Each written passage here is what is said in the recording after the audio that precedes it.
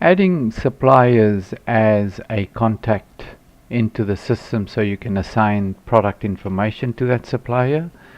You could add a new supplier either by going to add contact, or just go to contacts and anything, all or whatever, it doesn't matter. In this case I'll go to suppliers.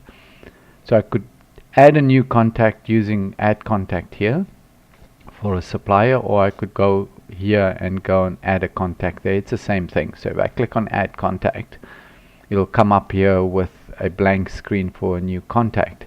In this case it's a supplier, but before I go do anything further, it's important to go and select a supplier. So I'll go new supplier, and when you enter the information up on the top, it actually searches the database to make sure that you don't have another supplier or another contact by the same name and surname, but there isn't. So I'll click on here, it will put in the name and surname as how I've typed it in, but this particular contact is a supplier and not a client.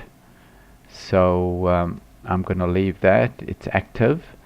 Adding an address information, so I'm going to add a phone, and it's going to be a work phone number, and the work number is going to be that. Can put some notes, but for it to be a supplier that's going to be linked to your products, it's important to have categories assigned to the supplier. So if I go category plus and say I'm going to have a category of shampoos is the one, and each supplier will have its own sort of categories, and I'll go conditioners,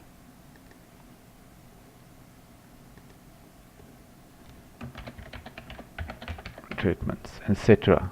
So now I've got it, these three categories assigned to that supplier, and it's easy for me to go and add products now against this particular supplier. That's how you enter a new contact and assign it as a supplier.